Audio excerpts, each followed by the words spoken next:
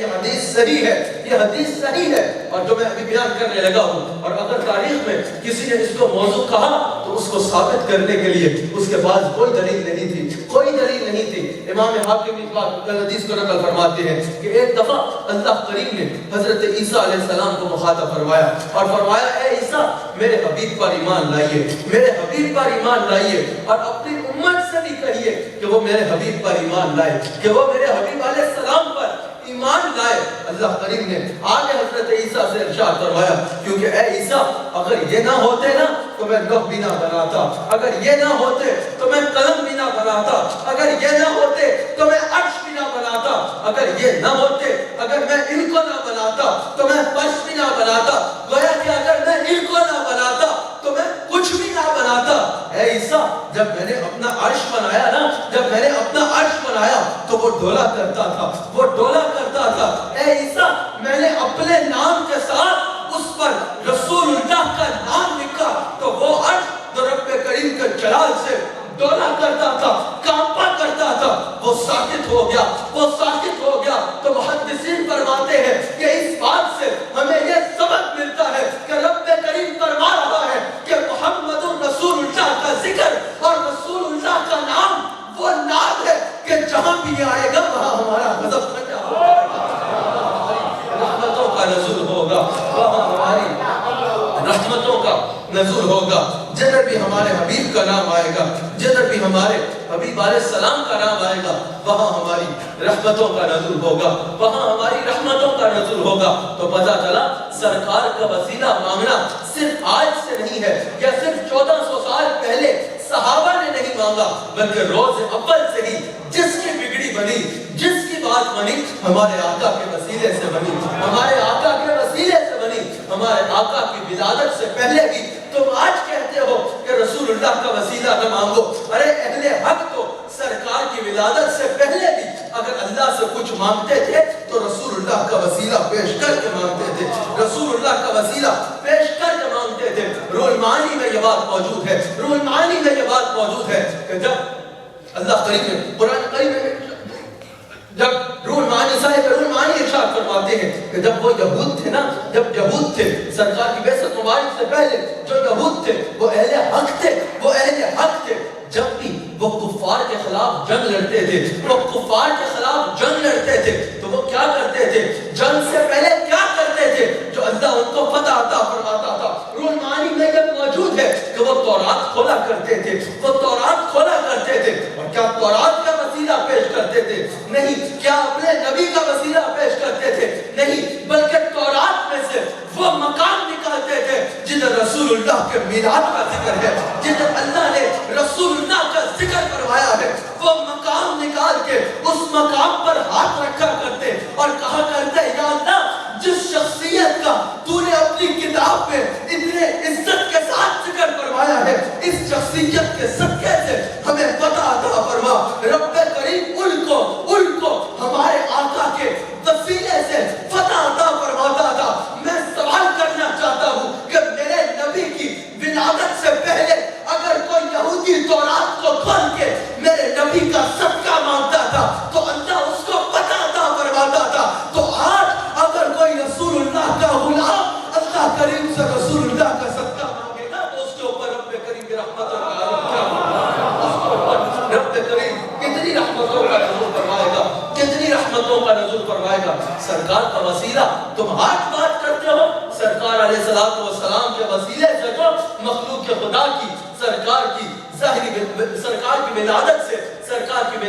سرکار کے میلاد سے پہلے سے مخلوق خدا کو جو مل رہا ہے سرکار علیہ السلام کے وسیلے سے مل رہا ہے۔ ہمیں نظر آتا ہے بنی اسرائیل میں ایک شخص کا انتقال ہو گیا، بہت گناہگار شخص تھا، اس کا انتقال ہو گیا، اس کے گناہوں کے سبب پورا علاقہ اس سے نفرت کیا کرتا تھا۔ اس کی لاش کو اٹھایا اور کچرے کے ڈھیر میں پھینک دیا کہ یہ تو گناہگار شخص ہے، یہ اتنا گناہگار ہے کہ اس کو کسی نے اس کا جنازہ پڑھنے یا اس کو دفن کرنے کی بھی زحمت نہ کی، بلکہ اس کی لاش کو اٹھا کے ایک کچرے میں پھینک دیا۔ اللہ نے اپنے نبی کو حکم فرمایا، حضرت موسیٰ کو حکم فرمایا کہ باقی باتیں بعد میں ہوں گی، باقی کلام آپ سے بعد میں ہوگا، پہلے جائیے اس کی لاش کو وہاں سے اٹھائیے، اس کا بہت عزت کے ساتھ جنازہ پڑھائیے، اس کو دفن کریے، پھر میری بارگاہ میں واپس آئیے. پھر واپس آپ سے کلام ہوگا. حضرت موسیٰ جب علاقے میں جاتے ہیں, اس علاقے میں جاتے ہیں, پوچھا کہ وہ کہاں ہے؟ فلاں نامی شخص جس کا انتقال ہوا ہے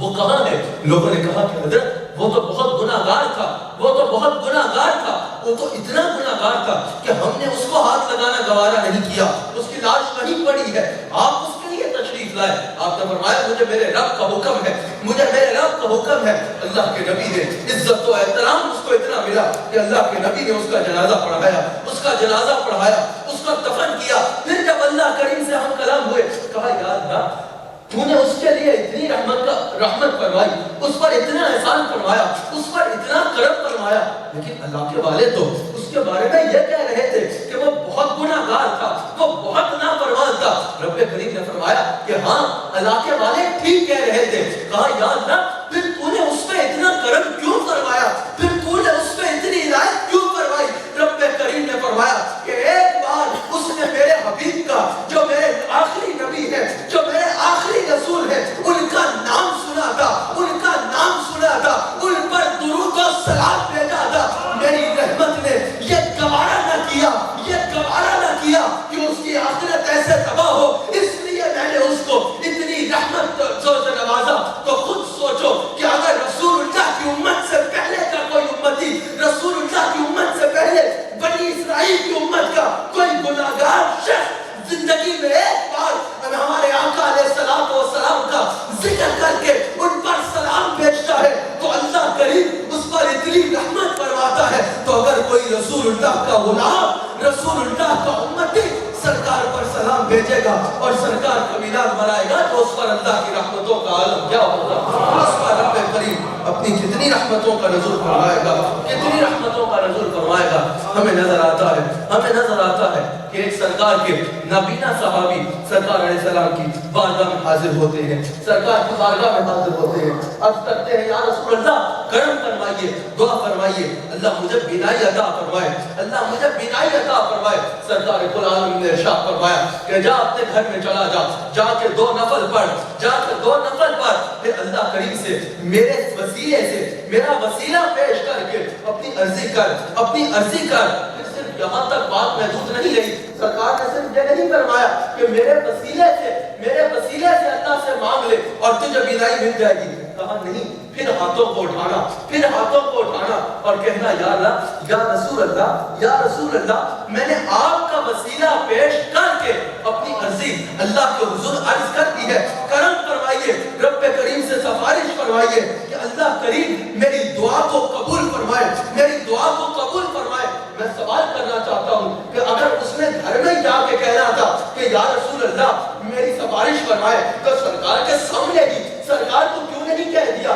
سرکار فرما رہے ہیں جا گھر جا کر دعا کر اور گھر میں بیٹھ کے مجھ سے عرض کر. پتہ چلا قیامت تک آنے والے غلاموں کو بتانا تھا کہ میں صرف مدینہ منورہ آنے والوں کی نہیں سنتا, بلکہ میرا غلام دنیا کے جس کونے سے مجھے پکارتا ہے میں اس کی پکار کو سنتا.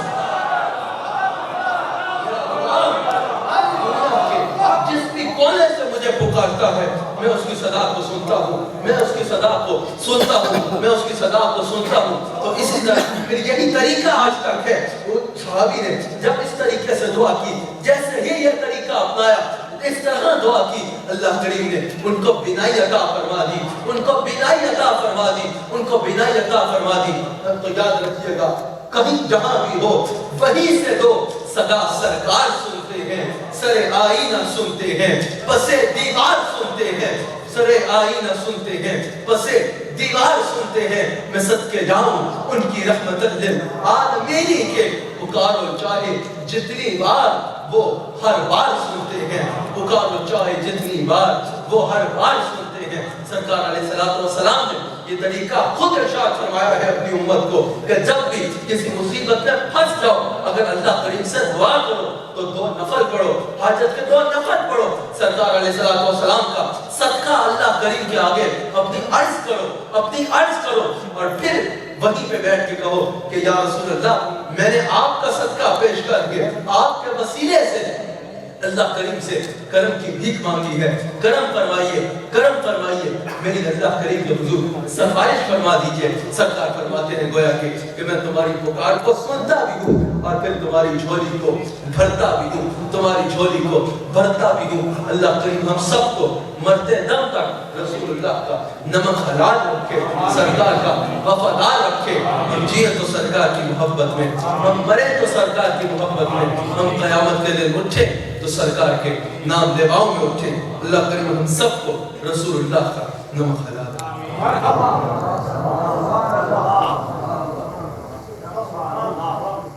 نعرہ